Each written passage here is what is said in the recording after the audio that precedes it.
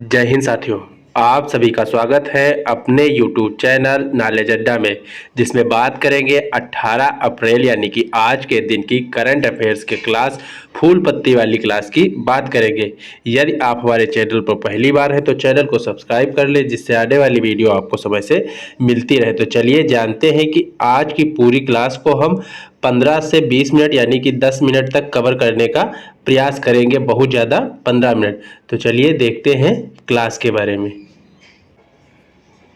हमारा पहला प्रश्न हो जाएगा, वित्त वर्ष 2022-23 में भारत का सबसे बड़ा व्यापारिक भागीदार कौन है? तो भारत का सबसे बड़ा 2022-23 में व्यापारिक भागीदार अमेरिका है। दूसरे नंबर पर कौन हो जाएगा? तो दूसरे नंबर पर चीन हो जाएगा। तीसरे नंबर पर यूएई हो जाएगा। और अमेरिका के साथ कितना भागीदार है? तो 128.55 मिलियन डॉलर का भागीदार है, व्यापारिक भागीदार है। अगला है निर्यात यदि आयात से ज़्यादा होता है तो उसे क्या कहते हैं? तो उसे व्यापार अधिशेष कहते हैं। ये अमेरिका के साथ है। अगर आयात निर्यात से ज़्यादा होगा तो क्या कहते हैं? तो उसे व्यापार घाटा कहते हैं, जो चीन के साथ है। अगला प्रश्न जानेंगे, वज्र प्रहार युद्ध अभ्यास किसके मध्य हुआ? तो वज्र प्रहार युद्ध अभ्यास भारत और अमेरिका के बीच हुआ। अगला प्रश्न जानते हैं।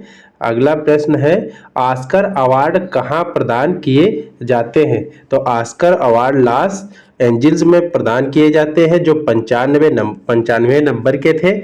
लॉस एंजिल्स अमेरिका में है। और भारत के दो चीज़ों के लिए मिला, तो एक है नाटू नाटू सॉन्ग के लिए और दूसरा है द एलिफेंट वेपर्स के लिए ऑस्कर अवार्ड मिला। अगला प्रश्न है, शिकागो झील कहाँ स्थित है? तो शिकागो झील मिशिगन झील के किनारे स्थित है।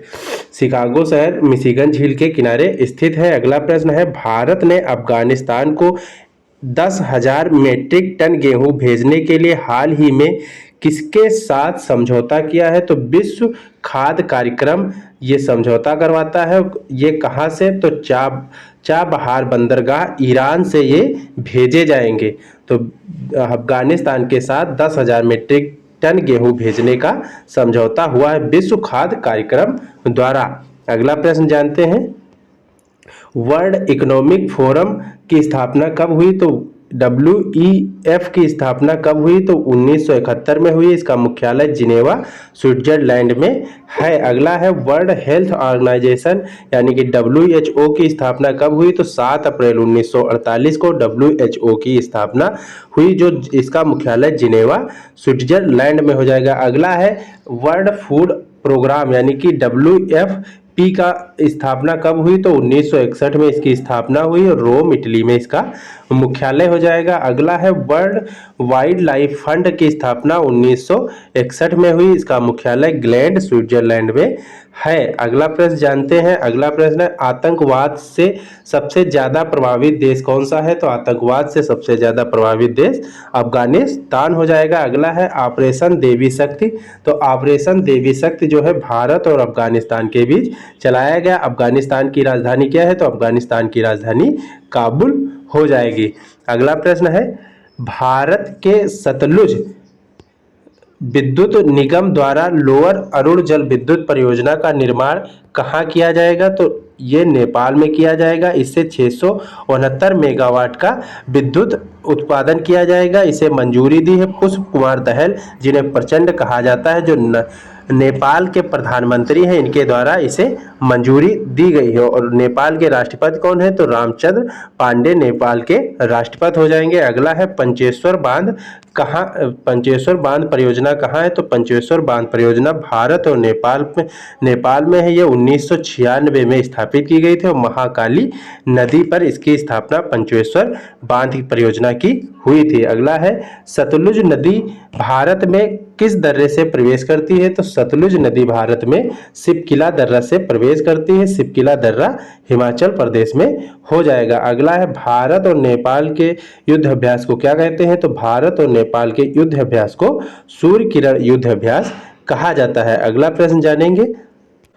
अगला प्रश्न है, संयुक्त राष्ट्र लोकतंत्र कोष में सबसे बड़ा दानकर्ता कौन है? तो सबसे बड़ा दानकर्ता अमेरिका हो जाएगा। 45 देशों की सूची में सबसे पहले अमेरिका हो जाएगा, दूसरे नंबर पर स्वीडन हो जाएगा, तीसरे पर जर्मनी हो जाएगा, भारत का चौथा स्थान होगा। कितने का दान किया है? तो $1.5 लाख का दान किया है। अगला है यूएन जनरल असेंबली के 77वें सत्र के अध्यक्ष कौन है? तो साबा करोसी हैं, जो हंगरी के हैं। 77वें सत्र के अध्यक्ष हो जाएंगे। यूएन जनरल असेंबली को विश्व की लघु संसद कहा जाता है। अगला है एचडीआई जारी करता है। तो एचडीआई कौन जारी करता है? तो संयुक्त राष्ट्र विकास कार्यक्रम एचडीआई जारी करता है। इसके 3 आधार होते हैं, कौन कौन? तो जीवन प्रत्याशा, प्रति व्यक्ति आय, साक्षरता, ये इसके आधार हैं 3। अगला प्रश्न जानेंगे, भारत ने वर्ष 2022-23 में कितने मूल्य का निर्यात किया है? तो भारत ने वर्ष 2022-23 में 13.84% की बढ़ोतरी के साथ $770.18 मिलियन का निर्यात किया है, जो सबसे ज़्यादा अमेरिका के साथ, दूसरा यूएई के साथ होता है। इसे कौन जारी करता है? तो वाणिज्य एवं उद्योग मंत्रालय द्वारा जारी किया जाता है। इसके मंत्री पीयूष गोयल हो जाएंगे। अगला है आयात किसके साथ? तो आयात $892 मिलियन का है और सबसे ज़्यादा चीन के साथ, दूसरा है यूएई के साथ और सबसे अभी इसमें घाटा कितना हो जाएगा? तो $122 मिलियन का घाटा हो जाएगा। अगला प्रश्न जानेंगे, विश्व हीमोफीलिया दिवस कब मनाया जाता है? तो विश्व हीमोफीलिया दिवस 17 अप्रैल को मनाया जाता है। यह विश्व हीमोफीलिया जो एक है अनुवांशिक रोग है, इसे शाही रोग भी कहा जाता है। इसमें रक्त का थक्का नहीं जमता है। और इसकी थीम क्या हो जाएगी? तो इसकी थीम है एक्सेस फॉर ऑल, इसकी थीम हो जाएगी।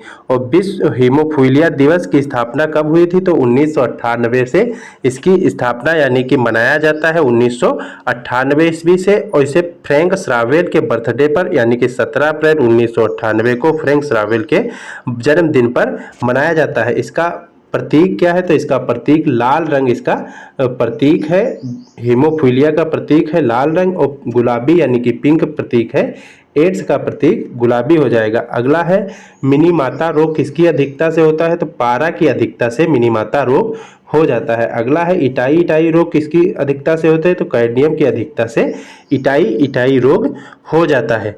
अगला प्रश्न जानेंगे, अगला प्रश्न है the great bank robbery NPS scam and the future of regulation पुस्तक के लेखक कौन है? तो पी पट्टाभीराम, जो the great bank robbery NBS scam and the future of regulation पुस्तक के लेखक बी पट्टाभीराम है। 1947 के बाद 11 बैंकों के घोटाले का वर्णन इस बुक में किया गया है, द ग्रेट बैंक रॉबरी में। अगला है the banker of every Indians, ये किसकी है? तो ये टेबल बुक है जो एसबीआई द्वारा जारी की गई है। अगला प्रश्न है गांधी सियासत ऑफ संप्रदाय के लेखक कौन है? तो पीयूष बोबले द गांधी सियासत और संप्रदाय के लेखक हो जाएंगे। अगला है मुंडको उपनिषद द गेटवे टू इंटरनिटी के लेखक कौन है? डॉक्टर कर्ण सिंह इसके मुंडको उपनिषद द गेटवे टू इंटरनिटी के लेखक डॉक्टर कर्ण सिंह हो जाएंगे। अगला है स्पेयर किसकी रचना है? तो स्पेयर प्रिंस हैरी की है। अगला है as good as my word किसकी है? के.एम. चंद्रशेखर की as good as my word है। अगला है विक्ट्री सिटी, तो विक्ट्री सिटी सलमान की है।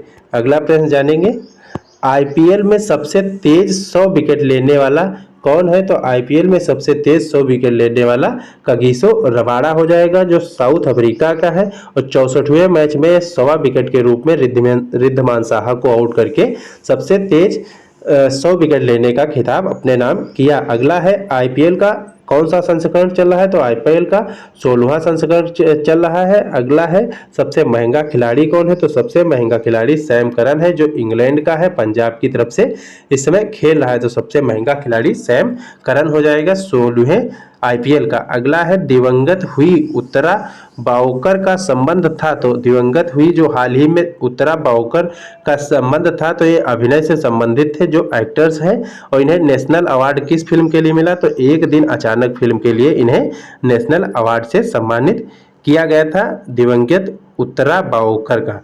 अगला है दिलीप महालनोबिस। तो दिलीप महालनोबिस का संबंध ORS घोल वाले हैं, दिलीप महालनोबिस, इन्हें पद्म विभूषण मिला, इनका हाल ही में निधन हो गया। अगला है गार्डिनर मूर, जो इंटेल के को फाउंडर है, इनका भी हाल ही में निधन हो गया। अगला है नीलमणि फूफन। तो नीलमणि फूफन को 56वां ज्ञानपीठ पुरस्कार मिला, इनका भी हाल ही में निधन हो गया।